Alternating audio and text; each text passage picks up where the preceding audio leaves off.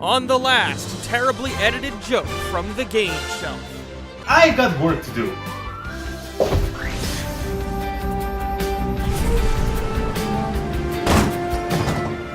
And now, the sequel that nobody asked for. I'm back! Oh! Oh! Oh! Ow! So in the last episode I concluded, Gravity Rush was a damn good game, but one that is held back with a repetitive combat system that takes great prominence throughout the entire adventure, and to add insult to injury, requires you to sell your house if you want a physical copy of it. So what will happen if they iron out the game's flaws? What if they add new stuff, reduce the dull moments, expand on what works and quadruple the playtime? Here is the answer. But one step at a time. First of all, I want to give a very special shout out. This episode was possible thanks to the selfless act of my friend Jonathan. There I was, a guy visiting another country for Christmas, having a perfect day with my online friends after deciding to meet up, when a beautiful game caught my eyes. My mind was saying yes, but my wallet was saying no. And then he approached and said, "I'll buy it for you, bro." And I just answered with, "Bro, you don't have to." But he did it anyway, and then we just...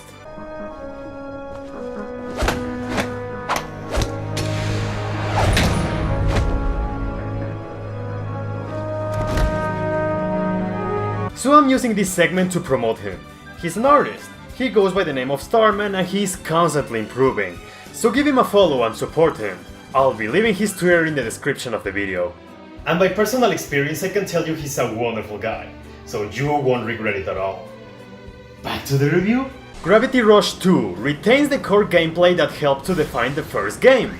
All your base moves, even the unreliable ones, are here. So how is this game better than the last one? You literally notice it in the first 10 minutes. Just the simple act of moving and jumping. There's a better flow and responsiveness in how Cat executes her base actions. Shifting gravity remains the same. Cat can still remain in midair and aim towards the direction where she wants to fall. You can still use the left stick to reposition your fall a bit. There's a meter that determines how much you can stay floating, and as usual, the gyroscope helps to keep things moving fast. If it ain't broken, don't fix it. So I'm glad that there's not much difference here. What did change, however, is everything else. Remember in the last video when I mentioned that the gravity kick was your only reliable source of damage? Well, not anymore. The gravity kick is still great and definitely one of your best alternatives to attack, but the rest has changed for the better. Combat on the ground is more reliable. It's still just pressing one button over and over, but they address the main problem I had with it. So many different Nevi are easier to hit while on the ground, and because at times you'll be limited in what you can do, fighting this way is much more tolerable. But what I believe is the greatest improvement is throwing objects. The stasis field received a tremendous buff in this game. You no longer have to be really close to an object to pick it up. No matter how intense the battle may get, just approach to the ground, press the stasis button, and chances are you'll be packed with ammunition without having to take your eyes away from the action.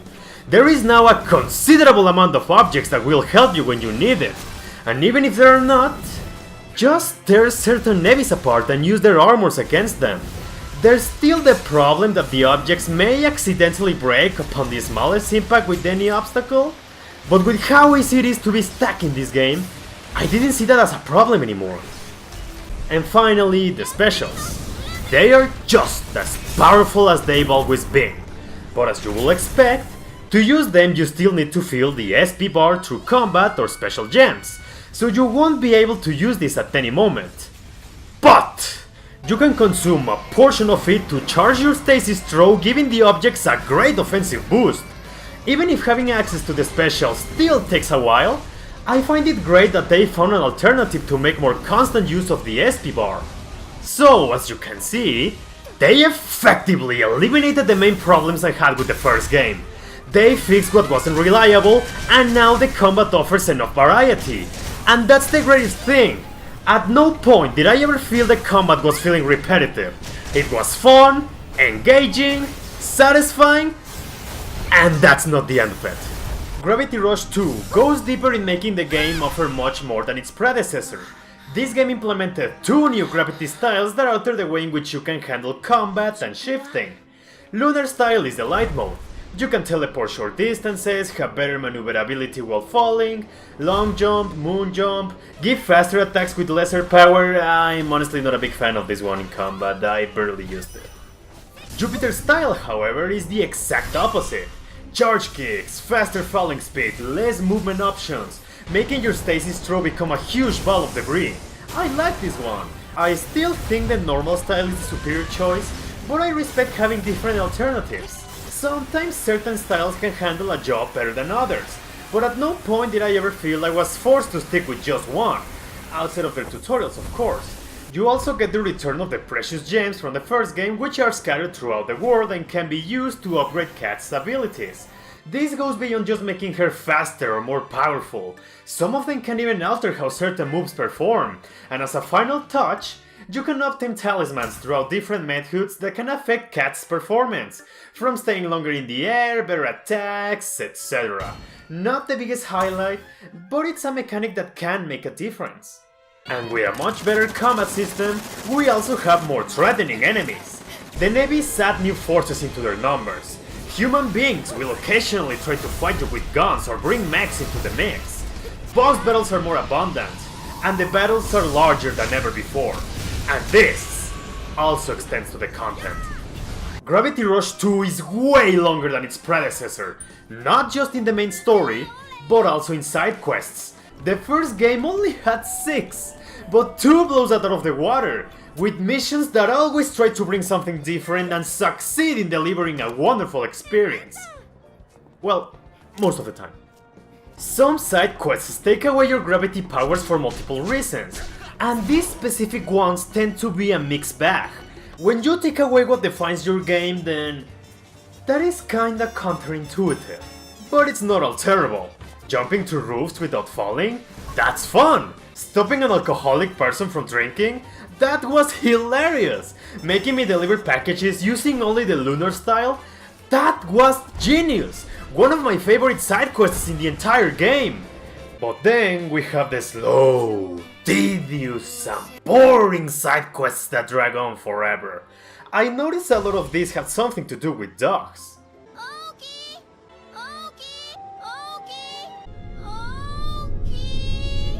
Because of this, I don't like dogs anymore. So there's only one thing left to do.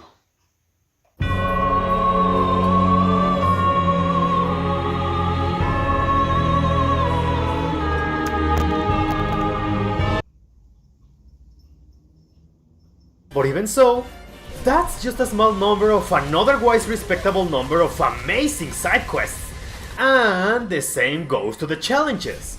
Once again, they make clever use of your gravity powers, and the ones that don't make a respectable attempt to be original. The variety is bigger than I was expecting, and the number of terrible ones is kept to a minimum. When you finish a main mission, you unlock new challenges and side quests.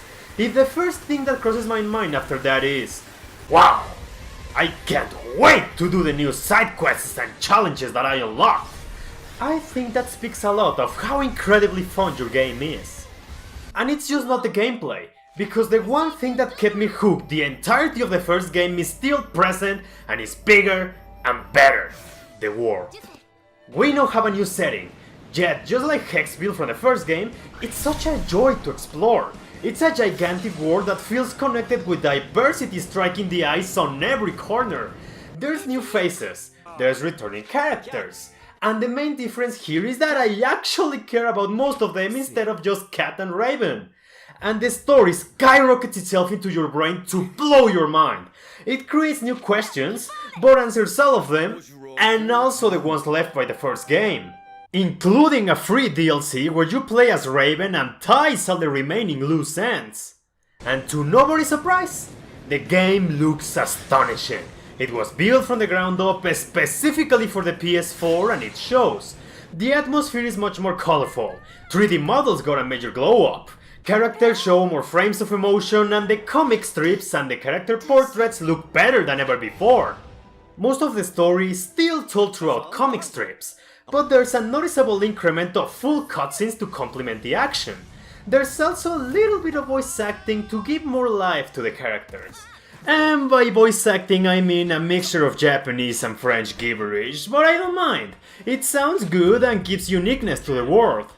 Something I didn't mention at all during my review of the first game was the soundtrack. Not because I forgot about it, simply because at the time when I beat the game, not so many tracks stuck with me, outside of the credits theme and...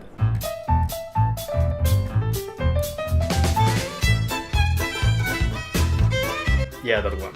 With Gravity Rush 2, however, the opposite happened.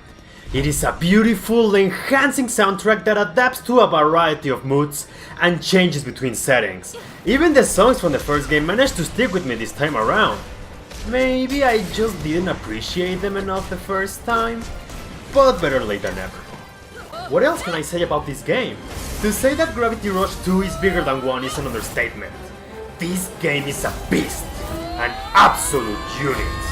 Kinda unfair to compare a Vita game to one from the PS4, but better hardware doesn't mean better game if you don't put the effort on it. Gravity Rush has that, and immeasurable amounts of love and passion. Do you know why? This game, this entire series sold poorly. And that makes me sad. Gravity Rush 1 was a Vita game. A Vita game! How many people do you think actually played it? And don't think for a moment the remaster sold any better. If it had been successful, these wouldn't be the prices you have to pay for a physical copy. You got your game on a console not many people owned, and then your remaster didn't sell well. How did a sequel came to be? This beautiful, exquisite game was a passion project. And it's evident because of how much the development team cared about the entire series. And their greatest potential shines with Gravity Rush 2. This game was originally scheduled to release on December of 2016, but was pushed back to January of 2017, so it wouldn't have to compete with Final Fantasy XV and The Last Guardian. Now, which games released on January 2017? Yakuza 0 and Resident Evil 7. Gravity Rush 2 crawled out of a hole to fall in another. It stood no chance against these games who had pre-established franchises with much more hype behind them. But come on, Luis, I'm sure it isn't that bad. Oh no, dude, it is. This game released with online features I didn't even mention, because the server shut down in July 2018, locking rewards and customs behind them with no way to access them now. It is that bad. And it's really sad. How many times have you seen people mocking PS4 games, calling them cinematic third-person over-the-shoulder action game? The Gravity Rush series destroys that by creating its own world overflowing with imagination, life, and fun gameplay. An experience that hangs onto you and won't let you go until you see through it all. I really want more people to play this game. You know what? I'll buy it for you. I'll really do it. And nothing can stop me. Okay, never mind. But I'm serious. You have no idea what you're missing. I understand money is a huge factor in determining what you'll play, and 1 being more expensive than 2 doesn't help at all. You really need that knowledge from 1 to understand what's going on in 2. The best thing I can do is make a video focusing solely in the story of 1. If the demand is there, I'll do it. If that's all I have to do to convince people to give Gravity Rush the love it deserves, I won't hesitate for a moment. These games may have a small fanbase, but we are some of the most dedicated fans you'll ever see. Don't forget Gravity Rush.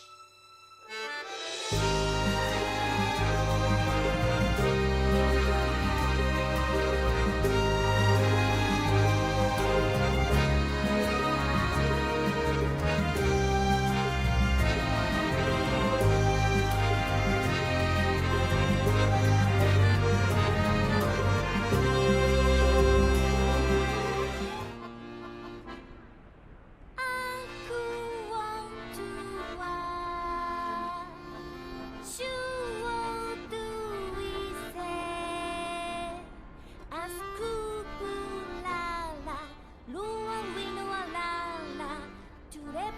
ゴリラレアジュドラツは